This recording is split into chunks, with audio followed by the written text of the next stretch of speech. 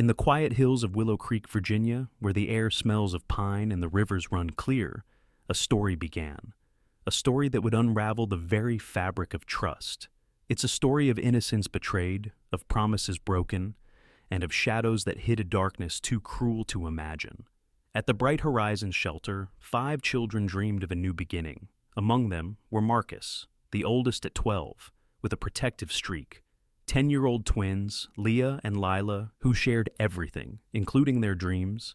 8-year-old Elijah, who loved drawing, and little 6-year-old Zara, whose laughter could light up a room. They longed for a home, for love, for a family. And then, one day, that dream seemed to come true.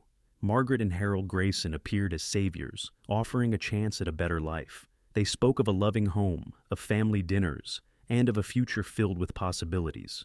But behind their smiles lay a secret, a plan so sinister it would turn their promises into nightmares. The children arrived at their new home, a sprawling farm in Willow Creek. The fields stretched endlessly, and the farmhouse stood tall against the evening sky. But, as the sun set, so did their hopes.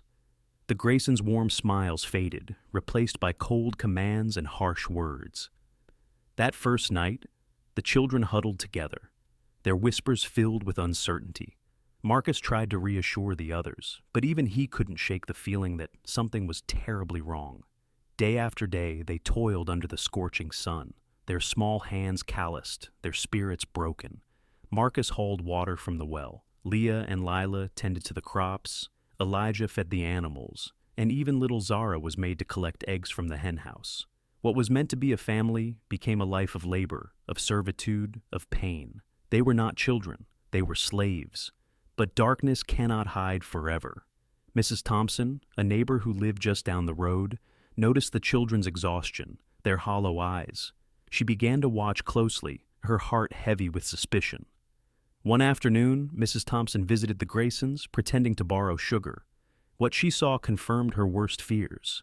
The children's clothes were tattered, their faces gaunt. She knew she had to act. With a trembling hand, Mrs. Thompson dialed the number for Child Protective Services. Her voice was steady as she described what she had seen. The wheels of justice began to turn. The truth could no longer be buried. Margaret and Harold Grayson were arrested, their lies exposed. The children, finally free, faced a long road to healing, but they were no longer alone. In the arms of those who truly cared, the children began to rebuild. Marcus found solace in books. Leah and Lila rediscovered their laughter. Elijah's drawings became brighter, and Zara's smile returned. Their scars would remain, but so would their strength. For even in the darkest of times, the human spirit can rise. In a courtroom filled with tension, the Graysons faced the consequences of their actions. The judge's gavel fell, and justice was served. But for the children, this was only the beginning of their journey. With each passing day, the children grew stronger. Therapy sessions helped them process their pain. Art became a way to express their emotions, and play brought back the joy they had lost. They were no longer prisoners of the past. They were survivors. The farm still stands, a silent witness to the pain that unfolded.